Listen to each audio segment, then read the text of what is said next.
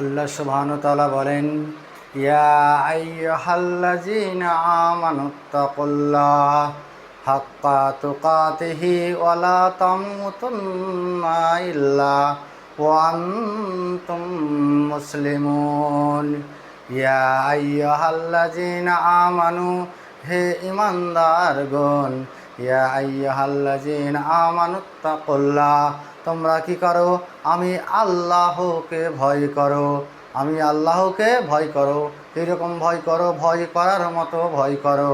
ওয়ালা তামুতুন্না ইল্লা ওয়া আনতুম মুসলিমুন।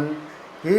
এবং তোমরা কখনোই মৃত্যুবরণ করবে না যতক্ষণ না তোমরা ইল্লা ওয়া আনতুম মুসলিমুন, অর্থাৎ তোমরা যতক্ষণ পর্যন্ত মুসলিম না হবে ততক্ষণ পর্যন্ত তোমরা মৃত্যুবরণ করবে না।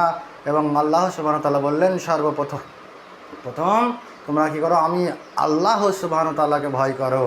আমার যত কাজ হবে তোমাদের সমস্ত কিছু আমি আল্লাহ, আমার আল্লাহর ভয়ে।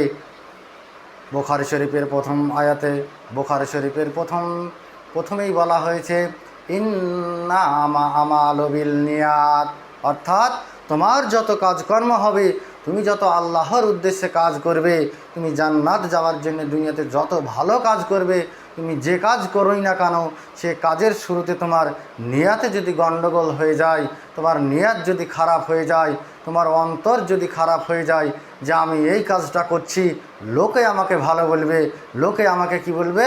বড় দানশীল বলবে, লোকে আমাকে বড় নামাজি বলবে, আমি ভালো কাজ করছি। এই জন্যে যদি আমাদের নিয়াত যদি এরকম গড়বড় হয়ে যায়, তাহলে আপনি 10,000 কেন, 50,000 কেন, 1,00,000 কেন, পুরো পৃথিবী যদি আপনি দান করে দেন, আল্লাহ সুবহানাহু ওয়া তাআলার কাছে সেই দান কিন্তু আপনি সেই দান করার কারণে আপনি কিন্তু জাহান্নাম যাবেন। যেমন কোরআন শরীফে বলা হয়েছে ফাওয়াইলুল লিল মুসাল্লিন, মুসল্লিদের জন্য জাহান্নাম, মুসল্লিদের মধ্যে জন্য দুর্ভোগ। কিন্তু সেই রকম ঠিক আল্লাহর সমস্তগুলো ইবাদত হবে, আপনার নমাজ বলেন, দান বলেন, সাদকা বলেন, সমস্ত কিছু ভালো ভালো কথা বলেন, যত কিছু ভালো কাজ রয়েছে, সেই কাজ যদি আপনার কি হয়ে যায়? লোক দেখানো হয়ে যায়, তাহলে কি হবে? লোক দেখানো কাজ যদি আপনার হয়ে যায়, আপনার মনে একটা প্রশ্ন আসতে পারে, আমার কাজ কি লোক দেখানো আবার কি করে হয়? আমি তো আল্লাহর ভয়ে নামাজ পড়ছি, আমি আল্লাহর ভয়ে সালাত আদায় করছি, আমি আল্লাহর ভয়ে মাদ্রাসাতে দান করছি, আমি আল্লাহর ভয়ে মসজিদ করছি, আমি আল্লাহর ভয়ে মাদ্রাসা করছি, সমস্ত ভালো কাজ করছি, আমার দান কি করে লোক দেখানো হয়? আমার দানে কি করে আমাকে জাহান্নাম নিয়ে যাবে? আসুন একটু আপনাকে দেখাই লোক দেখানো ইবাদত আমরা করি কি না। দেখুন, আপনার বাড়িতে আপনার একটা বন্ধু এসছে, আপনার বন্ধু থাকবে, এটাই মানুষের সঙ্গে মানুষের ওঠা বসা। আপনার বাড়িতে একজন বন্ধু এসছে, আসরের নামাজের একটু আগে এসছে, কিংবা মাগরিবের সলাতের একটু আগে এসছে, মসজিদে আজান হচ্ছে, আপনার বাড়ির পাশে মসজিদ, আপনার বাড়ির পাশে মসজিদ, হাইয়া আলাস সালাহ, হাইয়া আলাল ফালাহ, আপনি কিন্তু সলাত আদায় করেন না। আপনার বন্ধু যখন 5 ওয়াক্তের সলাত আদায় করে, আপনার বন্ধু আপনাকে আহ্বান করলো, চলো ভাই মাগরিবের নামাজটা পড়ে আসি, তারপরে কথাবার্তা হবে, তখন আপনি কি করলেন? চোখ লজ্জায়, আপনার কিন্তু আল্লাহর ভয় ভিতরে ছিল না, আপনার বন্ধুর চোখ লজ্জাতে বন্ধুকে দেখানোর জন্য আপনি কি করলেন? মাগরিবের সলাত আদায় করলেন। সেটা কার জন্য? আল্লাহকে সন্তুষ্টি করার জন্য নয়। আপনার বন্ধু যদি আপনার বাড়িতে না আসতো, তাহলে আপনি সেই মাগরিবের সলাত আদায় করতেন না। তার কারণ আপনি কত যে সলাত ত্যাগ করেছেন, কত যে 5 ওয়াক্তের সলাত ছাড়েন, সেটা আল্লাহ সুবহানাহু ওয়া তাআলা ভালোই জানে, তার হিসাব বিকাশ আল্লাহই জানে। আর আপনি জানেন যে কত সলাত ত্যাগ করেছেন। এই যে আপনি ইবাদত করলেন, সলাত আদায় করলেন, মসজিদে গেলেন, এটা হলো লোক দেখানো ইবাদত। কারণ আপনার বন্ধু যদি না আসতো, আপনি সেই সলাত আদায় করতেন না। আল্লাহ রাসূল সাল্লাল্লাহু আলাইহি সাল্লাম বলছেন, কোনো ব্যক্তি যখন কোনো লোকের উদ্দেশ্যে লোকের কী করে কাজ করে আল্লাহর সুবহানাহু ওয়া তাআলার, সেটা হচ্ছে ফাকাদ আশরাকা, অর্থাৎ সে ব্যক্তি শিরিক করলো, অর্থাৎ আল্লাহর আদেশ যেটা ছিল সেই আদেশটা, আল্লাহর আদেশকে অমান্য করে কোনো একজন ব্যক্তিবর্গের কথাই সে করলো। কারণ এইটা হলো আপনার লোক দেখানো। আপনার বন্ধু আপনার বাড়ি থেকে চলে গেল, আপনার সলাৎ শেষ।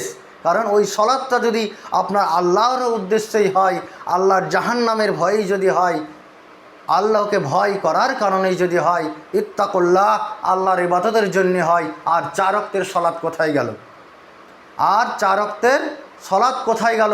আপনার লোক দেখানো ইবাদত। আর একটা বলি, আপনি মসজিদে সলাৎ আদায় করছেন, খুব তাড়াতাড়ি করছেন, একজন মৌলবি সাহেব ঢুকে গেল, আপনার পাশে সলাৎ আদায় করতে লাগলো, তখন আপনার সলাৎ ধীর গতিতে হয়ে গেল। অর্থাৎ আপনি আল্লাহকে দেখান, আল্লাহর কাজের জন্য, ভয়ের জন্য যখন আপনি সলাৎ আদায় করছিলেন, তখন আপনি কি আস্তে আস্তে করলেন না, তখন আপনার জোরে জোরে সলাৎ আদায় করছিলেন। যত অল্প সময়ের মধ্যে হয়, একজন আলেমকে দেখে আপনি কি করলেন? সলাৎ ধীরে করে দিলেন। এটা হলো আলেমকে দেখিয়ে আপনার সলাৎ আদায় করা। এটাও ফাঁকা দাসরাকা, এটাও শিরকের মধ্যে পড়ে। আপনি কি করছেন? দান করছেন। আপনি 15,000 টাকা, 20,000 টাকা, 50,000 টাকা দান করছেন। দানটা তো কই মাইকে আমার সবারই সামনে কই মাইকে আমাকে বললো না মৌলভী সাহেব যে অমুক ব্যক্তি 50,000 টাকা দান দিয়েছে মসজিদে, অমুক ব্যক্তি মাদ্রাসায় দান করেছে 50,000 টাকা। এইটা বললো না, আমার দানের কথাটা কেউ কেন বললো না? আমি সবারই থেকে বেশি দান করেছি। যদি আপনার উদ্দেশ্য হয় আমার দানটা সমস্ত লোকের সামনে বলুক আর আমাকে দানশীল ব্যক্তি বলুক, আল্লাহ রসুল সাল্লাল্লাহু আলাইহি সাল্লাম বলছে ফাকাদ আশরাকা, অর্থাৎ সে ব্যক্তি শিরিক করলো। তার অন্তরে আল্লাহ সুবহানাহু ওয়া তাআলার যে ভয়, সে ভয়টা নেই। সে যে দান করলো আল্লাহ সুবহানাহু ওয়া তাআলার নৈকট্য লাভের জন্য, তা নয়। তার মনে মনে বলছে আমাকে বলবে 50,000 টাকা দান করেছে। এই দানটা সকলে গ্রামের সবাই জানতে পারলো, বিদেশের লোক সবাই জানতে পারলো ওই লোকটি 50,000 টাকা দান করেছে। যদি মাইকে অ্যানাউন্স না করে, তাহলে সেই ব্যক্তি জানতে পারলো না যে আমার 50,000 টাকা আমি দান করেছি। এই যে লোক দেখানো ইবাদত, এই যে লোক দেখানো ইবাদত। আল্লাহ সুবহানাহু ওয়া তাআলা বলেন আল্লাহু আলিমুম বিজাতিস সুদূর, আমি মানুষের অন্তরের খবর। মানুষ একটা কাজ করবে, একটা কাজ করার আগেই তার মনের ভিতরে যে পরিকল্পনা রয়েছে, যার অন্তরের যে পরিকল্পনা রয়েছে, সেই পরিকল্পনা তার করার আগেই তার অন্তরের খবর আমি জানি। আসুন আর একটা আপনাকে লোক দেখানো ইবাদত বলি। আপনার রমজান আলী আর শুকুর আলী, রমজান আলী আর শুকুর আলী, আপনি বলবেন রমজান আলী শুকুর আলী তো 5 ওয়াক্ত নামাজ পড়ে। ওই রমজান আলী